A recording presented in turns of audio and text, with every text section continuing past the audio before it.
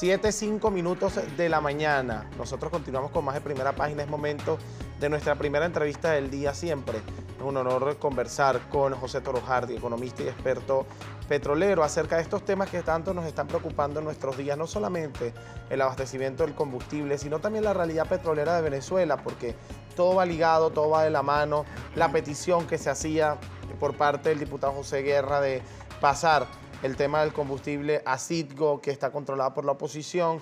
Realmente, ¿cuál es el estatus de Venezuela en el ámbito petrolero? Bienvenido a nuestro programa. Muchas gracias, encantado de estar nuevamente aquí con ustedes y contigo. Pues Gracias. mira, realmente la situación de la industria petrolera en Venezuela es sumamente grave. La producción ha venido cayendo en términos dramáticos, aunque para 1998, cuando llega el presidente Chávez al poder, Venezuela estaba produciendo 3,5 millones de barriles diarios. Y además, si se hubiesen cumplido los planes de inversión previstos con la apertura petrolera, hoy deberíamos estar produciendo más de 5,5 millones de barriles diarios. Sin embargo, el último informe de la OPEP nos hablaba de una producción apenas superior a los 700.000 barriles por día. Pero ahora nos sorprende Argus, que es la más importante agencia, digamos, en materia de información energética, dice que no, que la producción de Venezuela está en apenas 500.000 barriles por día. Eso, por supuesto, es dramático en un país en el cual el 97% de todas las divisas que ingresan provienen del sector petrolero. ¿Es la explicación de la realidad del combustible? La irrigación. Eso tenemos que ir más allá. En realidad, el problema que estamos sufriendo los venezolanos empieza hacia el año 2002-2003, cuando despiden a 20.000 trabajadores de PDVSA. Cada uno de ellos tenía en promedio 15 años trabajando para la industria, de manera que en conjunto representaban 300.000 años de experiencia y conocimiento que lanzaron al cesto de la basura. De allí en adelante, PDVSA nunca más llegó a tener el personal capacitado que tenía antes, y poco a poco la empresa empezó a declinar cada vez más rápido, por cierto. Pero ¿qué pasaba? En los años siguientes los precios del petróleo llegaron a estar tan altos que nadie se preocupó de que hubiese problemas en la industria petrolera. Pero sin embargo habían dejado de hacerse las inversiones de mantenimiento, las refinerías estaban cada vez más deterioradas, empezaron a cerrarse un número enorme de pozos petroleros en toda la industria. Y bueno, llegó un momento en que las refinerías tuvieron accidentes muy grandes, como aquel del 2012 en Amuay, del cual nunca se recuperó Amuay. ¿Qué está pasando hoy en día? Venezuela tiene una red de refinerías extraordinarias, tiene Amuay, Cardón, Bajo Grande, El Palito, Puerto La Cruz, etc. Todas dotadas de plantas de craqueo catalítico que son capaces de convertir los crudos pesados y con mucho azufre y residuos metálicos de Venezuela en productos livianos como la gasolina. Por eso nosotros éramos un gran exportador de gasolina. Todo el Caribe funcionaba con gasolina venezolana. Nuestra gasolina se complementaba con la que producía Citgo en nuestras propias refinerías en los Estados Unidos, y teníamos buena parte del mercado americano. O sea, éramos un gran exportador de gasolina. Pero ¿qué pasa hoy en día? Nada más 2 de las refinerías venezolanas están trabajando. Y están trabajando, según informaciones que uno recibe, porque por informaciones oficiales no hay, a más o menos el 10% de su capacidad. Me refiero a las refinerías de Amuay y Cardón, 10% de su capacidad. Venezuela llegó a producir, estaba produciendo 1.200.000, 1.300.000 barriles diarios de gasolina. Por eso éramos grandes exportadores. Bueno, hoy en día lo que estamos produciendo está entre 100 y 120.000 barriles diarios, y lo que nos hemos transformado es en importadores de gasolina. Pero de repente se presentan problemas en alguna de esas 2 refinerías y entonces cae la producción. 2 preguntas interesantes. La primera, ¿quién era el que nos surtía realmente de gasolina? Y en segundo lugar, José Guerra dijo que PDVSA no existe. Esa fue la cita. ¿Esto es cierto? ¿A qué se refería? Empiezo por la segunda. PDVSA está destruida.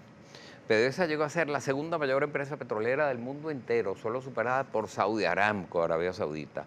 PDVSA fue entre las grandes transnacionales petroleras la de más rápido crecimiento en el mundo entero desde su fundación. En apenas 25 años de su fundación llegó a ser la segunda mayor empresa petrolera del mundo. Y hoy en día, ¿qué es PDVSA? Una empresa destruida. Su producción está entre 500.000 barriles diarios, según nos dice Argus, y 700.000 barriles, según nos dice la OPEP. Pero endeudada, no está cumpliendo con sus obligaciones, no le está pagando a sus contratistas, está incumpliendo en prácticamente todas las fases de la operación. Gas, te menciono un caso específico, gas.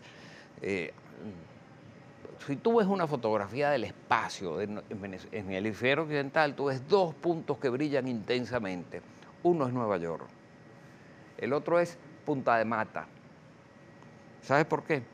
Porque es inmensa la cantidad de gas que se está venteando, que se está quemando en esos yacimientos.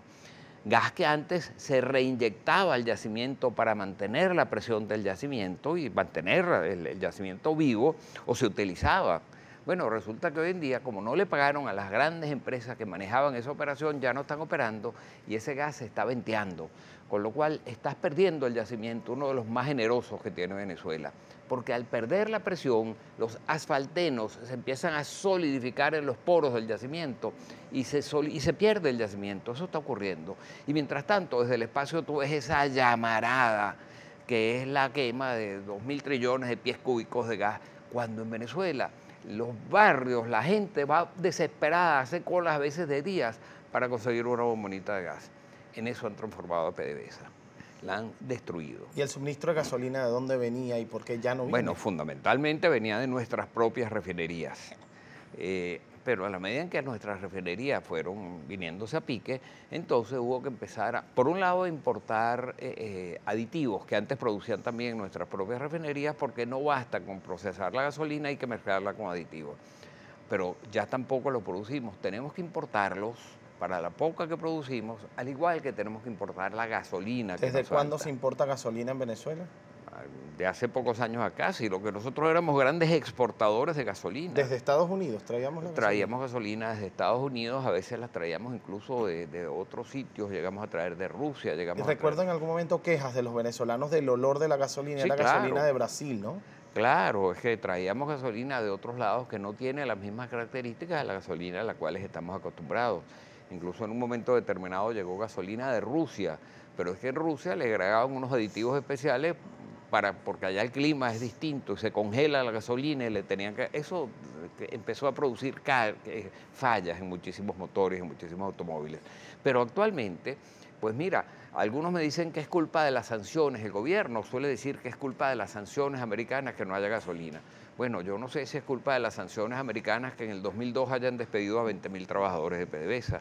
Yo no sé si es culpa de las sanciones americanas que la producción haya venido cayendo dramáticamente a lo largo de los últimos 15, 16, 17 años. Las sanciones tienen apenas meses. Esto es un problema que se viene acumulando a lo largo de muchísimos años. Ahora, en este momento, pues sí se suman las sanciones americanas. Pero no es solo las sanciones americanas, es que otros proveedores ya no quieren proveer a Venezuela.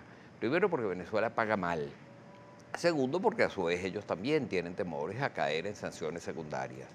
De manera que hoy en día no las vemos, está difícil. Llevar el tema de la producción de gasolina a Citgo, ¿podría ser una solución? Bueno, la solución es que hay que invertir. El problema es que hay que invertir. Citgo, el gobierno, la actual administración de Citgo, el gobierno actualmente en Venezuela no lo va a reconocer. Citgo tiene el personal capacitado que PDVSA ya no lo tiene. Ahora, fíjate qué es lo que ocurre. Para poder reactivar la industria petrolera y en consecuencia reactivar también las refinerías, hace falta hacer inmensas inversiones. Hemos estado revisando algunas cifras. Habría que invertir, entre inversiones y gastos, habría que invertir o gastar un monto de unos 25 a 30 mil millones de dólares al año por los próximos 8 años, nada más que para recuperar la producción que teníamos hace 20 años atrás.